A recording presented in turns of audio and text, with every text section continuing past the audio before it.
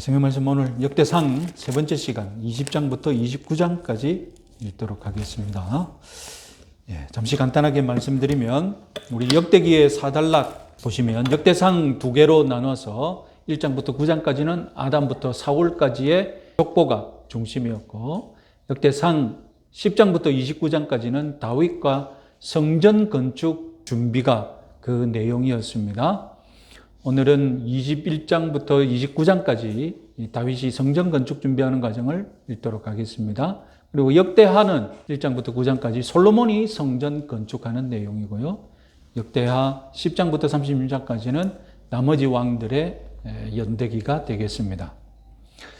자, 오늘 주목할 것 역대기상 21장에서 29장까지 묘사된 다윗에서 특별히 역대상은 다윗의 삶을 두 가지 이벤트 중심으로 요약을 합니다. 그래서 첫 번째 이벤트는 다윗이 법궤를 예루살렘에 운반한 후에 그리고 찬양의 노래로 법궤 이벤트를 마무리하는 사건이 지난주에 우리가 읽었던 역대기가 묘사하는 다윗의 생애 전편이었습니다.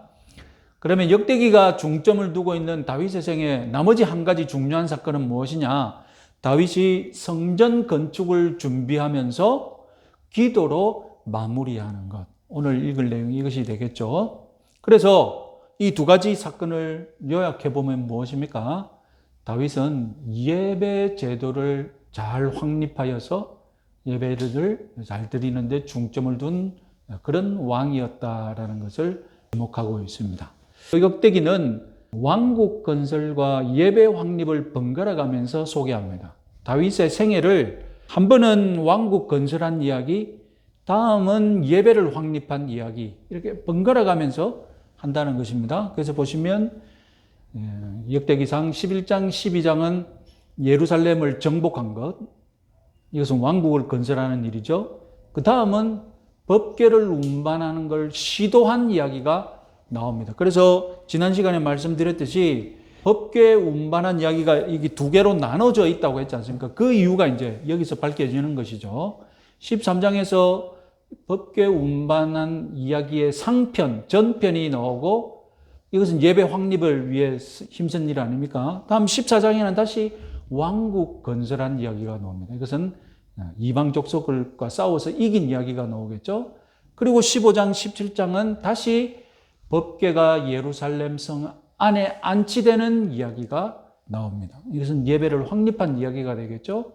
다음에 18장에서 20장 다시 다윗이 이방 족속과 싸워서 이긴 이야기가 나오고 이것은 왕국 건설한 이야기가 되겠죠.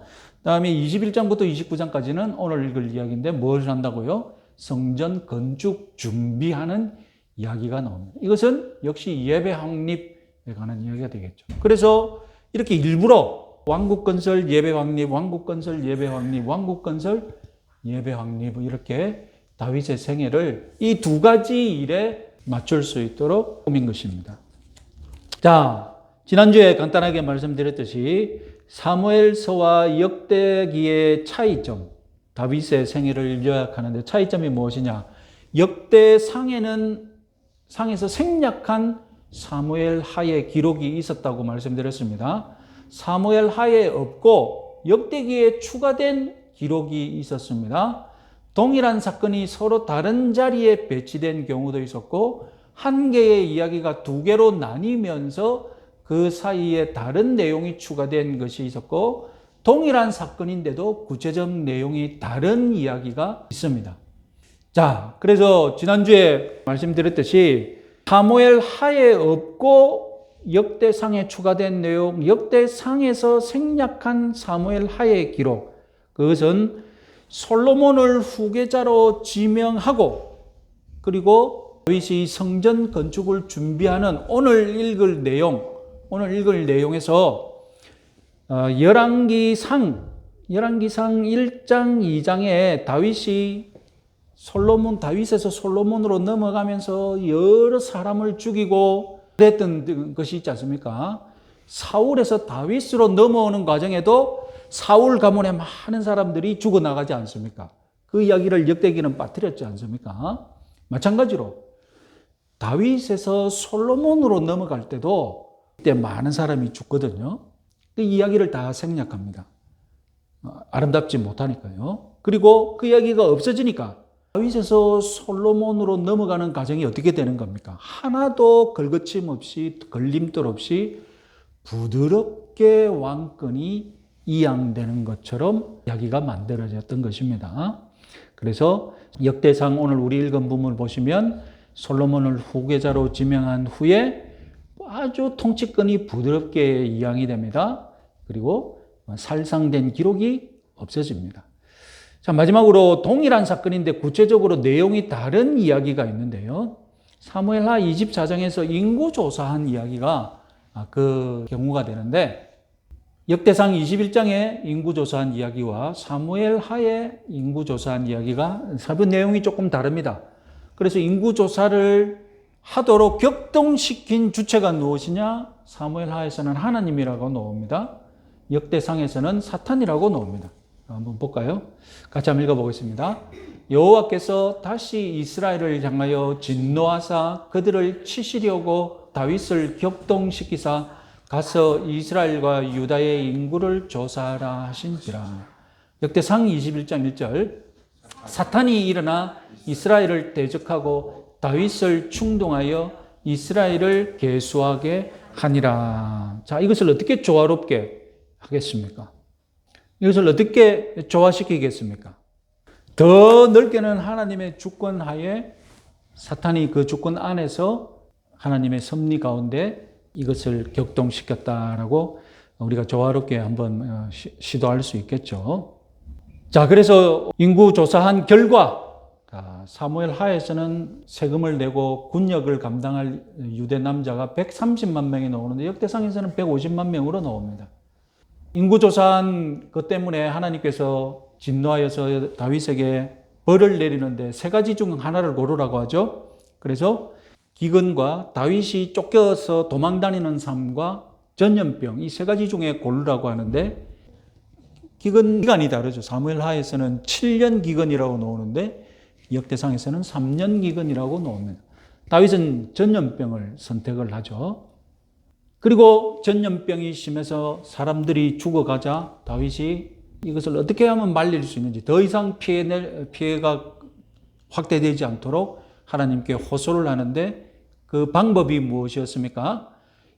여부수 사람의 타작 마당에서 제단을 쌓아서 예배를 드리면 하나님의 진노가 풀릴 것이다 라고 천사가 말해주기 때문에 다윗이 당장 여부수 사람의 타작마당을 사서 거기에서 이제 제단을 드리고 제단을 쌓고 그 부지가 어떻게 되는 겁니까? 그 부지가 나중에 성전 건축하는 부지가 되는 그 위에 성전을 짓게 됩니다. 그런데 타작마당 주인의 이름이 다릅니다. 사무엘 하에서는 아라우나라고 소개됐는데 역대상에서는 오르난이라고 이름이 소개되었습니다.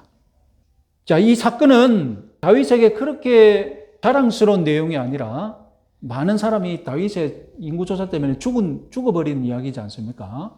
그래서 밧세바 사건만큼 치욕적이고 부끄러운 이야기인데 밧세바 사건은 생략했는데 이 사건은 생략되지 않고 역대기에서 기록을 해두었습니다. 왜 그랬을까? 왜 이 사건은 누락되지 않고 등재가 되었을까? 아마도 성전 건축을 준비하자면 성전 건축 부지 이야기를 안 할 수 없고 성전 건축 부지가 어떻게 정해졌는지 그 이야기를 하자면 여기가 어떻게 올라갈 수밖에 없습니까? 인구조사할 수밖에 없거든요. 그리고 다윗이 이 성전 건축 마당을, 이 타작 마당을 준비하면서 잘못은 했지만 그 대처하는 방법이 밧세바 사건과는 조금 달랐던 것입니다. 그 대처하는 방법을 보시면 회개함에 있어서 아주 공개적으로 적극적으로 회개를 합니다. 이 인구조사 방법 때. 그래서 실수는 했지만 공개적이고 떳떳하게 아주 회개를 잘했다. 그런 면도 또 내세울 수 있거든요. 무엇보다도 이 사건의 결과가 최종 이 이야기의 끝이 성전 건축 부지를 구매하는 아주 덕스러운 이야기로 끝나지 않습니까? 그래서 이런 저런 내용을 따지다 보니까 이것은 우리가 꼭 올려야 되겠다 이런 생각에서 생략되지 않고 기록되었다 이런 식으로 얘기하고 있습니다. 자, 그러면 다윗이 성전을 짓지 못한 이유는 어떻게 되느냐? 다윗이 성전을 짓지 못한 이유, 열왕기상에서는 뭐라고 얘기합니다. 같이 한번 읽어보겠습니다. 히람에게 보내는 편지에서 다윗이 이런 얘기를 했죠. 같이 한번 읽어보겠습니다. 당신도 알거니와 내 아버지 다윗이 사방에 전쟁으로 말미암아 그의 하나님 여호와의 이름을 위하여 성전을 건축하지 못하고 여호와께서 그의 원수들을 그 발바닥 밑에 두시기를 기다렸나이다.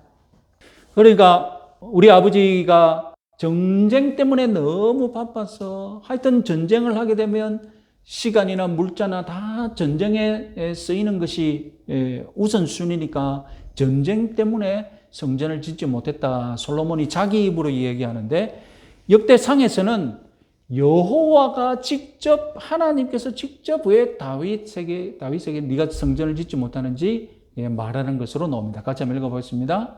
여호와의 말씀이 내게 임하여 이르시되 너는 피를 심히 많이 흘렸고 크게 전쟁하였느니라. 네가 내 앞에서 땅에 피를 많이 흘렸은즉 내 이름을 위하여 성전을 건축하지 못하리라. 자, 똑같이 전쟁 때문인 것 같은데 역대기에서는 무엇을 특히 강조합니까? 역대기에서 강조하는 것은 전쟁도 전쟁이지만 네가 전쟁 중에 너무 많은 살생을 했다는 것입니다. 네가 너무 많은 생명을 죽였기 때문에, 너무 많은 피를 흘렸기 때문에 네 피 묻은 손으로는 이 성전을 지을 수 없다. 이런 식으로 하나님께서 다윗에게 얘기했다는 것입니다. 자, 그래서 우리가 결론을 내보면 역대기는 사무엘하 기록 생략한 것만큼 새 기록을 추가했다. 생략한 건 주로 뭐예요?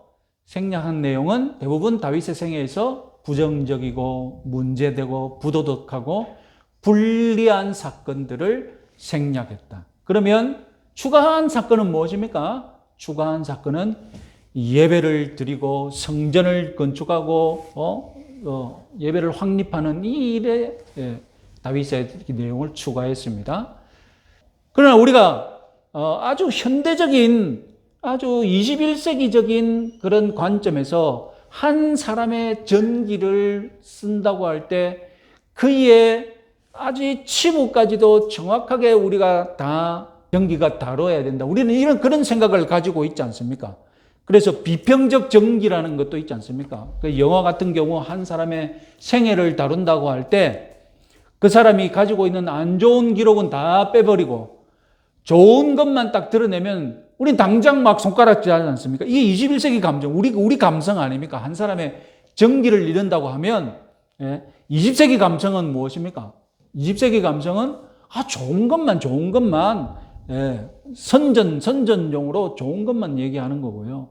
그러나 점점점 이 시대 감성이 비판적 정기라고 안 좋은 것도 다뤄야지. 그 사람이 인종차별한 것이 있으면 인종차별했다고 우리가 다루고 그 사람이 무슨 흠이 있다면 그 흠도 다뤄야 되고 공과를 정확하게 다뤄야 된다. 이것이 우리 오늘날의 한 사람의 생애를 바라보는 관점인데 그래서 그런 점으로서 역대기를 보면 아주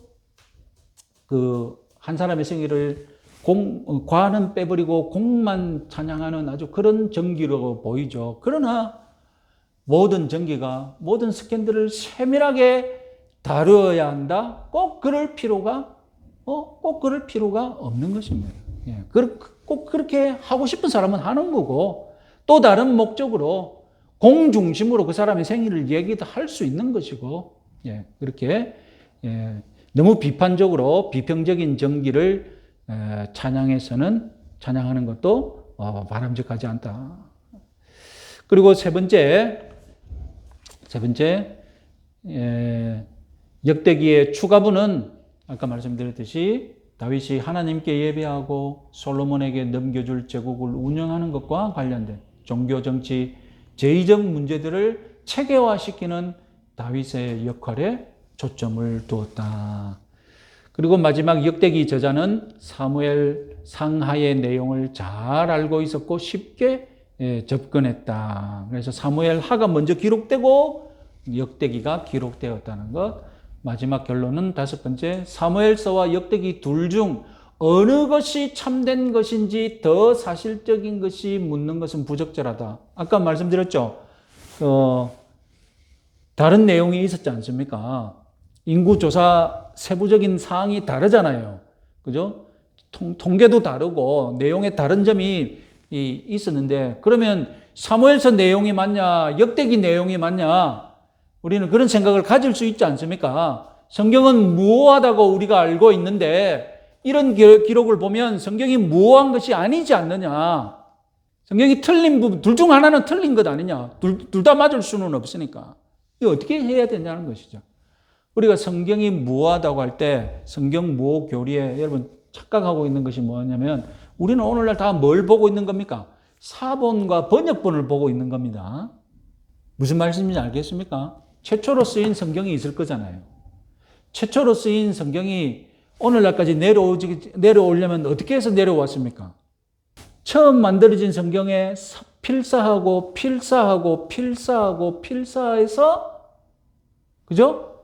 오늘날 이 성경이 왔고, 그 히브리어로 된 걸 오늘 우리는 어떻게 하고 있습니까? 한국어로 번역해서 우리가 읽고 있지 않습니까? 원본 성경은 어떻게 됐습니까? 원본 성경은 없습니다. 필사본만 다 남아있어요. 그러면 우리가 성경은 무오하다고 할 때 그 무오한 성경은 어떤 성경을 가르치겠습니까?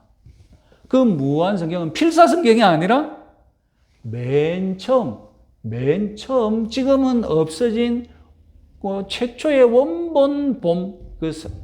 원고를 가리키는 것이죠. 그러니까 여러분, 사본 가지고 번역본 가지고 성경은 무하다 그렇게 해봤자 그 아주 무익합니다. 소용이 없습니다. 왜냐하면 성경 무호 교리는 무엇에 적용되기 때문에? 최초의 원본 교리에 적용되기 때문에. 그래서 사무엘서와 역대기 둘 중 어떤 하나가 어떻게 된 겁니까? 원본에서 내려오다가 어떻게 된 겁니까? 내려오다가 어느 하나가 기록이 잘못되어서 그대로 내려온 것입니다. 그러면 우리가 딱 받았을 때 둘 중 하나를 왜 통일하지 않고 잘못된 걸 그대로 둡니까? 왜 둘 중 하나를 맞다고 통일시키지 않고 틀린 걸 그대로 둡니까? 둘 중 하나 애매모호한 남겨둡니까? 남겨둬야죠. 남겨둬서 원본이 무엇인지 모르겠지만 이렇게 기록이 잘못 내려왔다는 것을 그대로 남겨두고, 사람이 손을 대면 어떻게 됩니까? 사람이 손을 대는 게 더 문제죠. 어느 것이 정확한지 모르는데 이것이 더 맞다고 무시하고 한쪽 기록을 잘못됐다고 우리가 고치는 순간 그것이야말로 인간의 말씀이 되는 것이죠. 그래서 잘못 내려온 하나님 말씀은 잘못 내려온 그대로 보존하는 것이 하나님 말씀을 보존하는 길입니다. 사본상으로 잘못 내려온 말씀을 사람이 통일시키는 순간 그것은 하나님 말씀이 아니고 뭐가 됩니까? 인간의 말씀이 되는 것이죠. 자, 이런 이해를 가지시고 설교를 들어가겠습니다.